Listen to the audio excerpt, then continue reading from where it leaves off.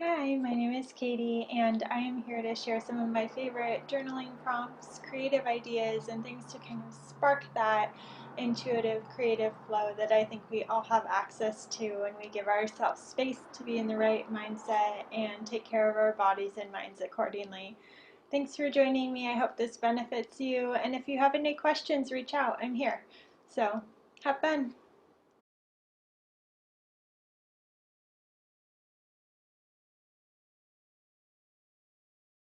Okay, I think you can see that. So, this is my journal. Na, na, na, na, na. It's super flat, which I love. You don't have to like struggle to hold it open. And I want to start out by sharing one of my favorite practices that's called the anchor page. So this is really straightforward. We're just going to start out. I like to put an anchor at the top so I know what the heck I'm doing. Even write anchor page. I always put the date. And since we're in quarantine, I have no idea what day it is. 5/8/20. Cool. Good to know. It's almost Mother's Day. And we're just gonna start. I like to start these with feelings. If you don't know what your feelings are, Google that because holy moly, there are a lot of them. Needs. So these are friends. Your feelings tell you what your needs are, and your needs help you know if your feelings are the same or different. So if you have a feeling, ask it like, what do you need me to know? So right now, my feelings are energized, excited. I just had a dance party, you guys, so I'm pretty pumped. Um, I'm also feeling like a sense of clarity. I don't know if that's a feeling. It's okay. This is, again, your journal. You do whatever you like. This is what I do. Energized, excited, clarity. What else am I feeling? This is a great space to check in with yourself too. Like, take a breath, take 3 breaths, take 20 breaths, and ask yourself, okay, how am I feeling? And you might wait, pause here, see what comes up. I'm also feeling a sense of curiosity.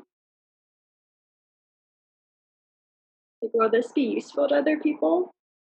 Maybe there's some anxiety in there, like, oh, what if this isn't useful? What if I'm just doing this for myself to like record videos and share things because I want to feel like those cool people I watched YouTube videos of? That could be true. Okay.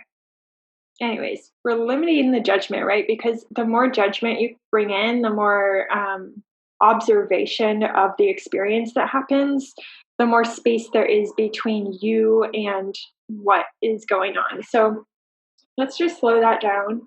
Let's move over to needs. So if I'm energized, I might need to move my body. True. If I'm excited, I might need to celebrate. I'm so happy. I'm excited. Like that's really cool to feel positive and uplifted and motivated. If I'm feeling a sense of clarity, maybe I need to remember what feels clear. Write it down. If you're in a moment of clarity, document that because I love those moments. They feel very wise and helpful to me. Curious, maybe I need to ask some questions. And anxiety, I think for me today, to take care of my anxiety, I need some rest and forgiveness, which to me kind of encapsulates that sense of like, yes, I'm showing up somewhat messily. This is not scripted. Like, just in general, my life is unscripted, obviously. So, how can I give myself some permission, forgiveness for those times that I do show up imperfectly and know that that's enough in the moment? Okay, moving on. This is a great exercise to do every morning too. It really helps you slow down and get present to what's actually happening in your body and life. And it's a great reminder going back to say, wow, look, I was like having a hard time for this week, and then this happened and it pivoted. So now I have that observation too of what the pattern is. Okay, so next I might be doing this out of order from what I have. I have a document that I can attach here, I guess. Look at me. I'm resourcing you. I love it. Okay, so next we do gratitude. Feels so important all the time. I like to say do 3 pieces of gratitude just to limit it. If you want to set a timer for a minute or 5 minutes or do 10, whatever you want to do is perfect.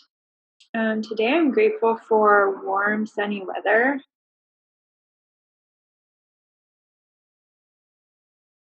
I'm grateful for my safe, my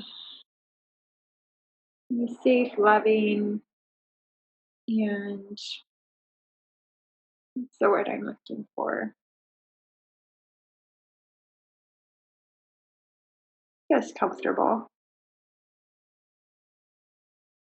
Mm, And I'm grateful for my energy and health today. It's been pretty, I don't know, I've been having a lot of feelings through all of this transition time, and I really appreciate when I feel energized and healthy and full of life and congruent with how I'm showing up. So that's pretty cool. Next, we're going to move on to intentions.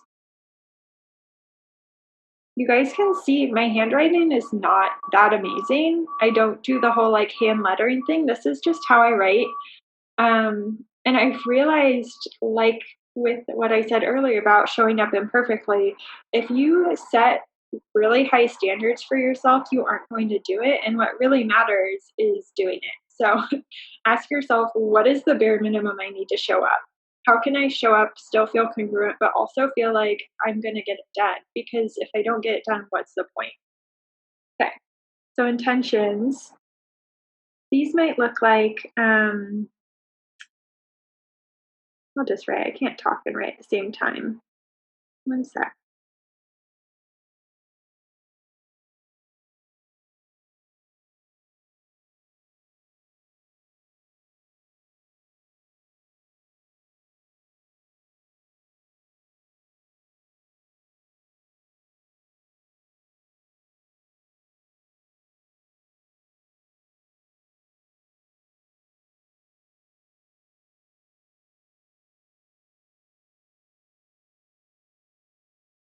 Okay, so for my intention today, I wrote down today I will practice loving unattachment, radical acceptance, and deep listening. I have a conversation with a friend coming up and a coaching call in a little bit, and then the rest of the day spent at home with my partner and with myself and my cat.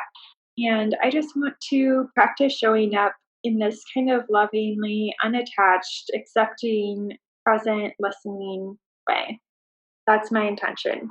So from that, I get to look over, okay, I'm feeling energized, excited, full of clarity, curiosity, a little anxiety. What I'm needing is to move my body to celebrate this excitedness, to remember what feels clear, to ask some questions, and to rest and practice forgiveness for whatever comes up. Gratitude. I'm grateful for this warm, sunny weather. I'm grateful to feel safe and loved and comfortable in my home. I'm grateful for my energy and health. My intentions today are to practice loving unattachment, radical acceptance, and deep listening. So then we move on to the last portion, which I call action steps. If you like to do lists, this is your favorite part. So all the action steps are you can do 1, 2, 3, whatever. I would say no more than 3 just because honestly, how many things do you get done in one day? Maybe if it's like unload the dishwasher, load the dishwasher, that could be 2.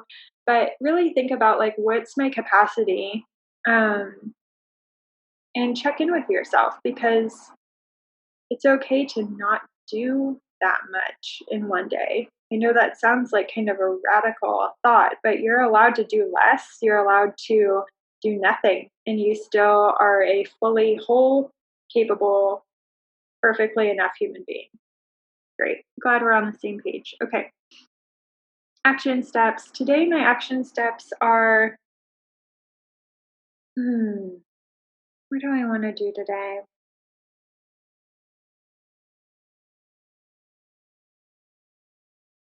I want to create space for my client to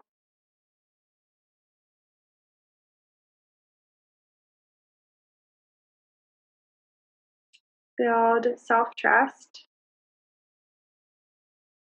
It's okay if this doesn't mean anything to you. What it means to me is I want to talk less, ask more questions, and allow them to be their own best advocate, knowing that I can give advice, but the purpose of coaching is really to help somebody inquire about themselves because we learn the best when we come up with our own answers and we actually listen to our own advice much more than we listen to other people's. So, one of my action steps is to create space for my client to build self trust. All your action steps need to be able to fit in your calendar. So, for me, this is going to happen during my coaching session, which is great. It's already in the calendar. My second action step is cleaning the office, which I've already started. I just want to wipe everything down before I leave, turn off the lights, have some closure around this space being passed on to the next person this afternoon. If you don't know, I have a beautiful office that I'm filming this in Southeast Portland. I have four amazing practitioners. If you need a therapist or coach, ask me because I have some amazing people in here who I share this office with in our little light space. So let me know if you want any support in that realm. But basically, that's what this clean the office is about. And the third step is what's my third step?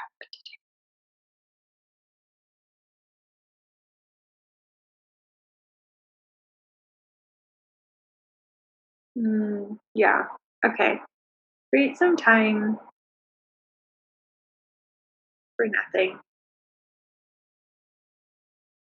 This is going in my calendar because if it doesn't, it won't happen. What this means is no screens, no to do list, no thinking, just like be still, be present. This might be meditation. I might literally just lay on my bed and stare at the ceiling, but I love nothing space because I think it's so freeing in terms of allowing you to integrate, process, and work through all the things you've already done. We can only do so much before we need to rest and integrate. So, this is a great opportunity to do that. Okay. At the bottom, if you have more space, I like to just do a little journaling here. So I'm just going to journal for a bit and you can journal with me. Sound good? Cool.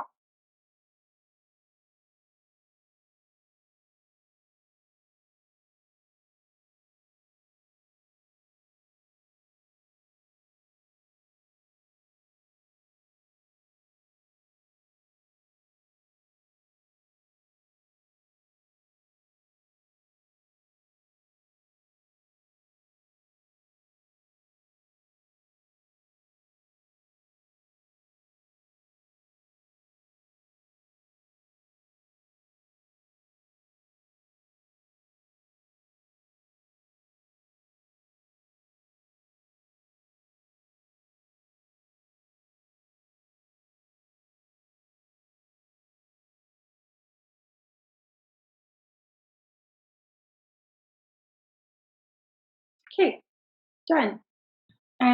If I want to hang out in my journal more, I might add some little doodles. This is optional. This has come out of me just loving journaling so much. It's kind of obvious, but I just love hanging out in my journal. And so sometimes I even go back and add more little details later, but it just makes it more fun to look through and be like, wow, look at all this love and energy and attention I put into this book that is helping me get to know myself in a deeper way. You know, these are stars, but I always think like, "Oh, good job adding magic." Guys do that? I'm just like totally a child in here. Okay. Yay!